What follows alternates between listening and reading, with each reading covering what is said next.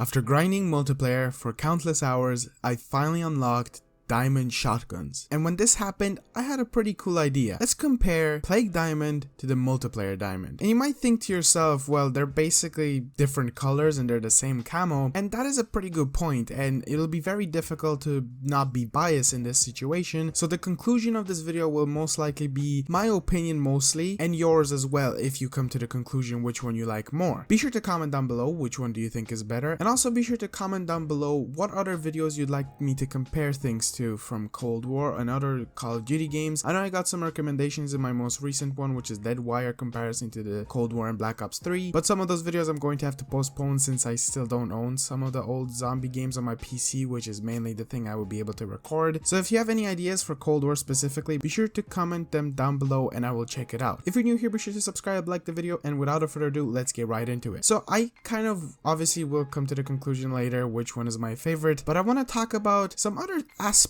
to these camos that some people might not even know about. One of them is that this camo is actually animated. Yes, it's not very obvious, and obviously every single animated camo that we currently have is categorized as an ultra rare weapon, and this is a camo in the game currently that isn't DM Ultra or Dark Ether. If you do not know what kind of animation this camo has, it's basically this kind of sparkiness to it that you could say is being affected by the light shining off of it, but it's not. And one thing that I noticed is I currently have only Diamond multiplayer on my shotguns, which is in a way bad to be comparing the two camos together since I don't have a wider understanding of other weapons, what they look like with this camo, but I can have a better understanding even when I look into the creator class and check out the camos there pre-selected. But one thing that I noticed is that with Plague Diamond, you never really noticed this shiny effect. Unless you did, I personally never noticed it back when I used to use the camo. But when I equipped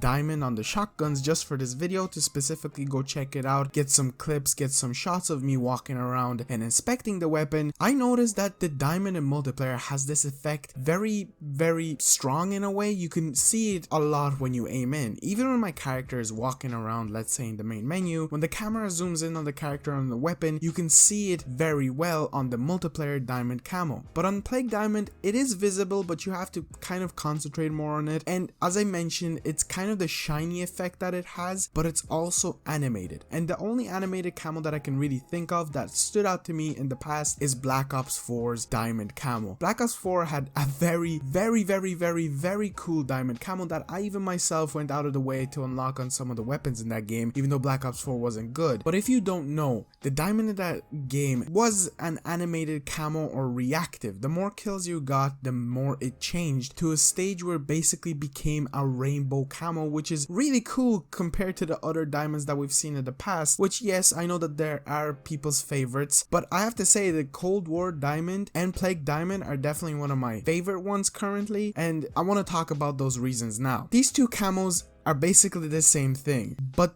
the color is different, obviously. And personally, I really like the multiplayer Diamond since it has the gold camo that covers a lot of the weapon. See, if you look at other Call of Duty games, Diamond used to just cover a certain amount of the weapon, and even in some games it was just full on Diamond, while in this obviously we have the gold, which really spices it up. And with Plague Diamond, you have purple mixed with pink. The pink are the diamonds themselves, and the purple is the metallic part of the weapon, which is gold compared in multiplayer. And personally, I have to say, at the beginning when I played this game, I was a huge fan of Plague Diamond, but I've always had like this nice feeling that wow, multiplayer Diamond is actually really cool, and finally unlocking it and using it on the shotguns in game was really nice to even show it off to people. And if I were to equip Plague Diamond in game and go around and show it off to people in multiplayer, I'd be like, yeah, sure, I guess this is cool, but everybody nearly has this camo unlocked because Plague Diamond in zombies isn't that difficult to unlock, which is actually getting me onto my second point. If we were going to be comparing and giving points out, I guess this is one of the things that Plague Diamond definitely wins in, and that is that it's super easy to unlock. No matter what weapon you use, no matter what weapon class you use, zombies isn't an incredibly difficult game mode that doesn't have skill-based matchmaking, because if you do not know, multiplayer in Cold War, or for the past few years in Call of Duty, has had its fair share of pretty bad skill-based matchmaking, where if you play pretty bad in one game, game, you get put into a lobby where I guess it's similar to your skill-based matchmaking or just full-on bot mode, and if you just do slightly well into a game, your next game is most likely going to be a sweat fest where you're probably going to have a pretty bad experience, which is one of the issues that I had with going for Diamond on multiplayer. It's such a annoying process, and some of these camo challenges are so ridiculous. I never played Modern Warfare and I never bothered to go for any camos in Warzone in that game, but I know that starting with 2019 Modern Warfare, they started to get a bit ridiculous with these camo challenges. For example, in Cold War, obviously since this is a Cold War video, I'm going to be talking about the weapons in this game, and one of the main annoying things I have is like Bloodthirsties is now 20 of them, point blank kills, which was a very weird one for shotguns, and I know that not every gun shares this camo challenge, but I know that assault rifles and some guns share the get kills behind cover. It's very odd, and in a way it's pretty cool because obviously to get these camos it should be challenging. It should be kind of a thing to show off to other players. It should be a way to reward you to see your weapon as you always do, but with a pretty cool camo. And multiplayer Diamond is definitely more rewarding to get after going through that painstaking process, but Zombies Diamond is definitely far more easier, and in a way it's really nice. I won't say that it's a bad camo, but definitely Plague Diamond is way easier, way easier than multiplayer Diamond. So that's kind of the main things I really wanted to talk about